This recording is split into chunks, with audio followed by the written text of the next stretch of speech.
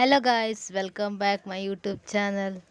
So ನಾನಿವತ್ತು ಬಾಳೆಕಾಯಿ chips ಮಾಡೋದು ಹೇಗೆ ಅಂತ ಹೇಳ್ಕೊಡ್ತೀನಿ.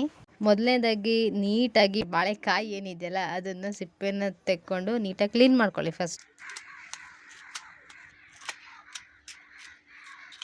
ಆಮೇಲೆ ಕ್ಲೀನ್ ಮಾಡಿ ಇಟ್ಕೊಂಡು ಬಾಳೆಕಾಯಿ ಏನಿದೆಯಲ್ಲ ಅದನ್ನು ನೀಟಾಗಿ ಬರೀಕಾಗಿ ಎಲ್ಲ ಸ್ಲೈಸ್ ಮಾಡಿ ಇಟ್ಕೊಳ್ಳಿ.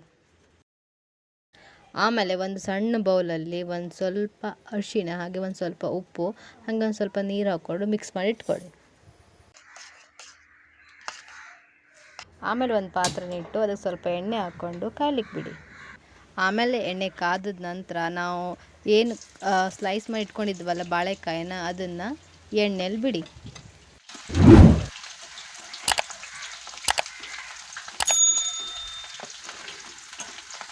ಆಮೇಲೆ ಬಾಳೆಕಾಯಿ ಏನಿದೆಯಲ್ಲ ಒಂದು 80% ಬೆಂದ ನಂತರ ನಾವು ಮಿಕ್ಸ್ ಮಾಡಿಟ್ಕೊಂಡಿದ್ವಲ್ಲ ಉಪ್ಪು ಮತ್ತು ಅರಿಶಿಣ ನೀರು ಹಾಕ್ಕೊಂಡು ಅದನ್ನು ಒಂದು ಸ್ಪೂನಲ್ಲಿ ನೀಟಾಗಿ ಅದ್ರ ಮೇಲ್ಗಡೆ ಎಲ್ಲ ಹಾಕ್ಕೊಳ್ಳಿ.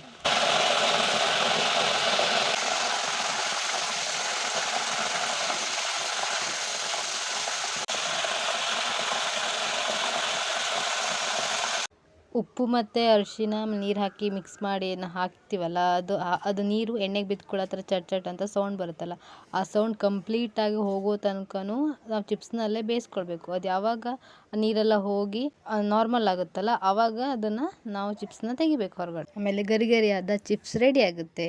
ಸೊ ನೋಡಿದ್ರಲ್ಲ ಗಾಯ್ಸ್, ಇದು ಇವತ್ತಿನ ವಿಡಿಯೋ. ನನ್ನ ವಿಡಿಯೋ ನಿಮಗೆ ಇಷ್ಟ ಆದರೆ ಲೈಕ್ ಮಾಡಿ, ಶೇರ್ ಮಾಡಿ, ಹಾಗೆ ನನ್ನ ಚಾನಲ್ನ ಸಬ್ಸ್ಕ್ರೈಬ್ ಮಾಡಿ. Thank you for watching guys. Bye bye.